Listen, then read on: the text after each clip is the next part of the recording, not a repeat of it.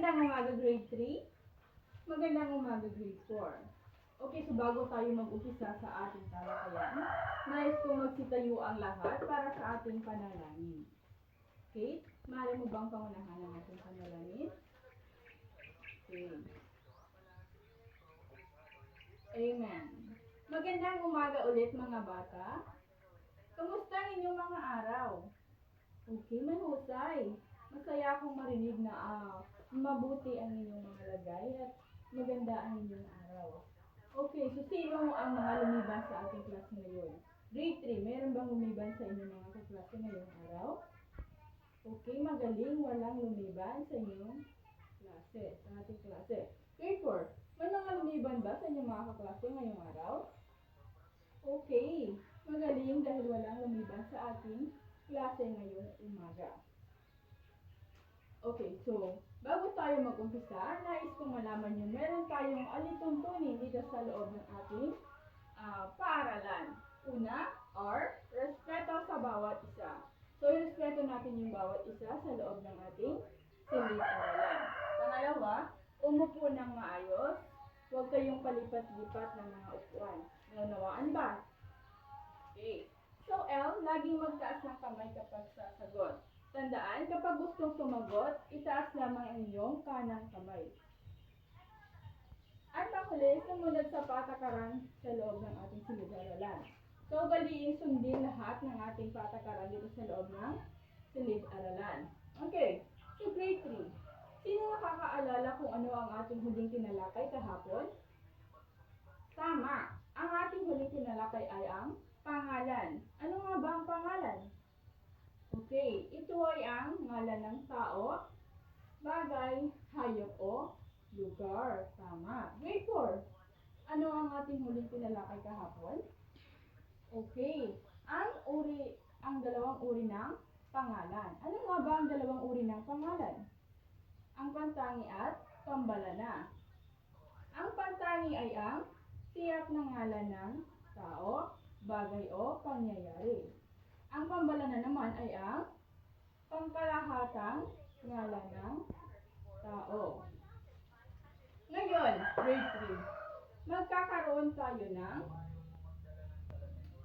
grade 3, grade 4. Magkakaroon tayo ngayon ng activity. Nice kung tingnan niyo ako at sabihin sa akin or sa buong klase kung ano ang ating ginagawa. Okay, una. Okay, grade 3, grade 4. Ano ang ating ginagawa? Okay.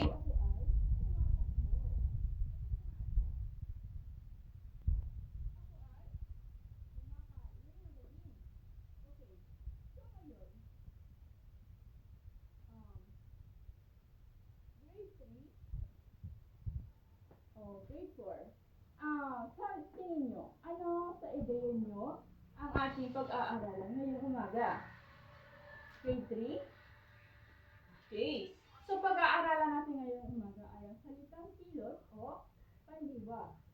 Grade 4. Okay, pareho lang. Pandiwa ang ating pag-aaralan. Okay.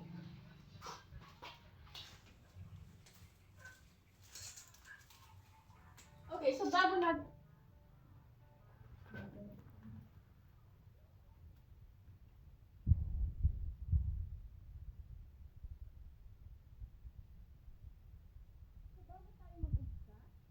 kung basahin nyo ang ating layunin. Okay, so layunin. Sa pagtatapos ng aralin, ang mga mag-aaral ay naasahang A. Natutukoy ang pandiwa sa pangungusap. B. Naipapakita ang kasiyahan at pakikilahok sa klase. C. Naigagalaw ang katawan ayon sa ipinapakita ng pandiwa. Grade 4. Sa tingin nyo, ano ang ating magiging talakayan ngayong umaga? Okay, magaling. Ang ating pag-aaral ngayong umaga ay ang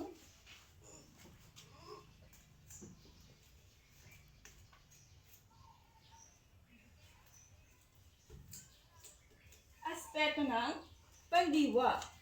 Grade 3. Ano nga ba ang pandiwa?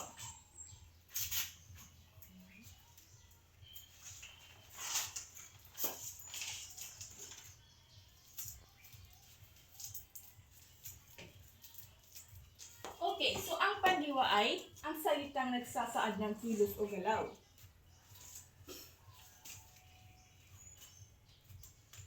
Okay, so grade 3 ngayon, nais kong kumuha kayo ng isang malinis na papel at sagutan ng ating gawain.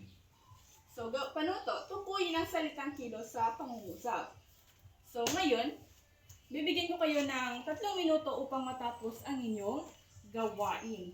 Okay. So, grade 4, sa tingin nyo, anong ang aspeto ng pandiwa? So, ang aspeto ng pandiwa ay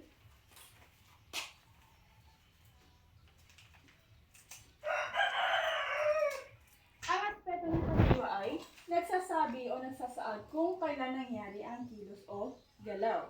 So, mayroon tayong 3 aspeto ng pandiwa.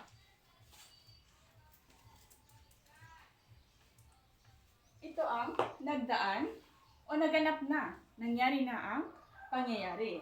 Number 2 is nagaganap o nangyayari pa lamang. So, ngayon pa lang natin ginagawa ang isang bagay. Number 3, magaganap o hindi pa nangyayari or mangyayari pa lamang sa ating hinaharap. Maaaring mamaya, bukas o sa susunod na araw. Ngayon,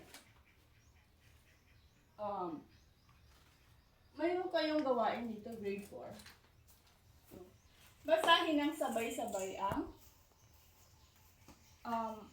nasa harap. Okay. So, ang kumagat ay kailan nangyari. So, 1.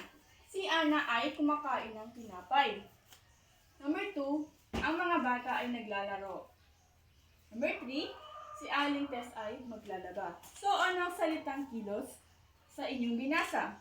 Okay, tama. Kumain, naglalaro at maglalaba. Magaling. So, grade 3, tapos na ba? Okay, so, ano ang mga salitang kilos sa inyong natukoy sa ating gawain? Okay, tama, magaling. Naliligo, tumatalon, naglalaro, naglalakad at naglalaba. Tama. Okay, so, ang pandiwa ay salitang nagsasaad ng kilos o galaw ng isang bagay. Gayon din sa aspeto ng pandiwa. Ang aspekto ng pandiwa ay nagsasabi o nagsasaad ng kilos o galaw, grade 4. So ngayon, grade 3, bubunot kayo ngayon ng pandiwa sa harap at gagawin nyo itong a-acting nyo ito. Okay. So, mag-umpisa na tayo. Okay, grade 3, magagaling. Ang ganda ng inyong ipinakita. Grade 4.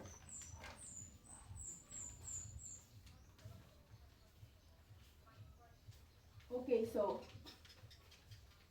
grade 4, nais kong magsulat kayo ng mga pandiwa ayon sa aspekto nito.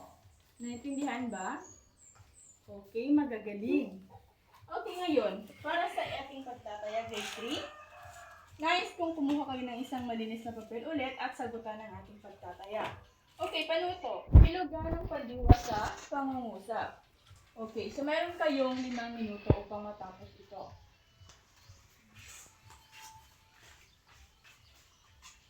Okay, grade 4. Meron tayo dito ang halimbawa ng 3 aspeto ng pandiwa.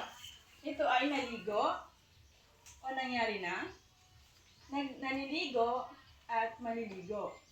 Natulog, matutulog at natutulog. Kain, kumakain at kakain. Naintindihan ba? Okay, so ngayon, para sa inyong takdang aralin grade 4,